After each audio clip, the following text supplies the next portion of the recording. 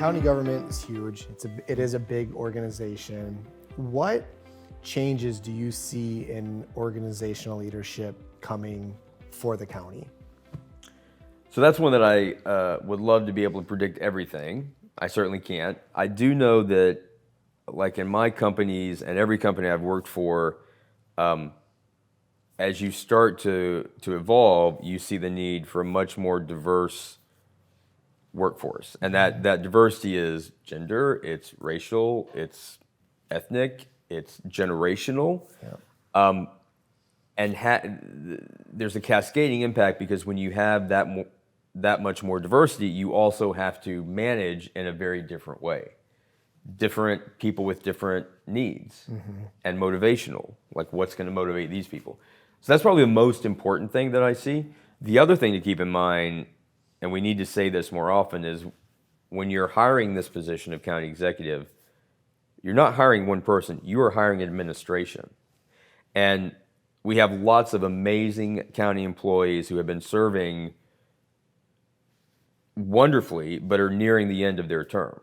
And so there will be natural expected turnover, and hiring someone who will bring an administration that recognizes the need for that diversity, the ability to manage that, is also really critical going forward. Okay, so obviously with owning a business, leadership needs to be involved, and like what is like your leadership style, or like how do you lead your team?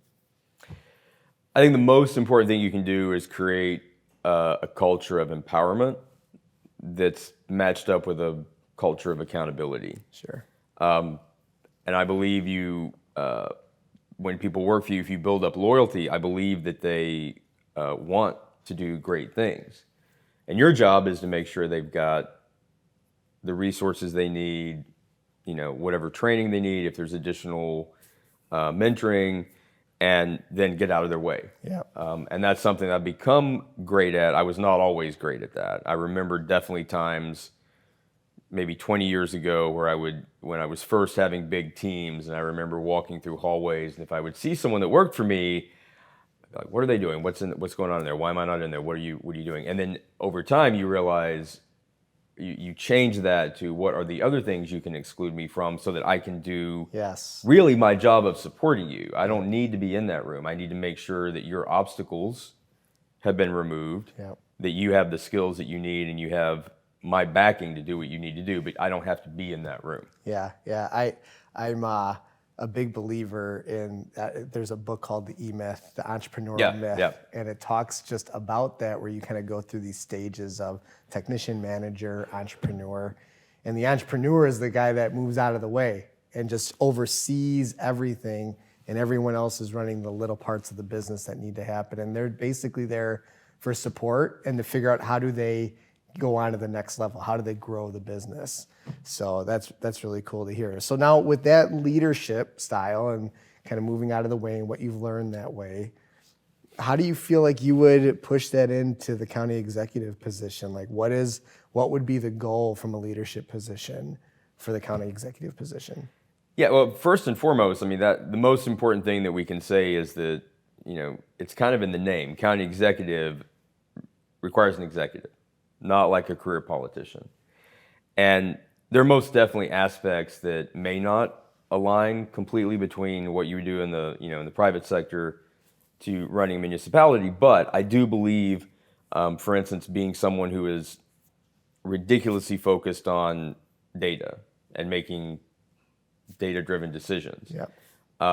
That is something that is, I believe, in my opinion, from having been involved in the legislature at the county level, I think that's a gap. And I think that arming people with not only data but actual outcomes empowers you to know what you're actually getting for what you spend. Very frequently you'll hear someone say, we need to reduce expenses. It's great. I agree with that too, but it'd be like if you came to me and said, hey, I just paid $3 for milk, can you believe it? Well, in my mind, I'm thinking, did you get a pint? Did you get a quart? Did you get a gallon? Did you get whole milk? Did you get oat milk. Oat milk's a lot more expensive, a lot of labor to milk the Yeah. oats. Like it, and if you don't know those, Yep. that $3 could be a really great thing, or it could be Not not a good. great thing. But if you don't know those other pieces, you've only got the one side of that story, and it's impossible to say we need to lower this if you don't know what you're getting for it. And as a member of committees that approve budgets, large budgets, that has been it's been a challenge to get that. I think it's just a cultural difference. Yeah. I think everyone has their own approach, but that is something that would be first and foremost in my administration. I want to know if you have like this one like superpower that you feel like you can bring to the table, and like this is going to be the thing that you lean on when you're in this position of county executive. Like what is that? What is that one thing that you talked about compass already. Yeah. Like, is that it, or is it something that you can kind of know that you're going to have to lean on when you have to make a tough decision or have an uncomfortable conversation? What is that? It's the motivational skill. It's the getting people on board, and whether that's driving if it's project management or if it's hiring, it is that I can build things that people want to be a part of, and I've done that at every company I've been at. I have employees today who have worked for me at other companies. Mm-hmm. Because you build that culture, and that motivational thing is the way that you get over not being able to compete in compensation. Like it's building that loyalty, and it's two-way. It's that then those employees also know I am fiercely loyal to them, fiercely loyal.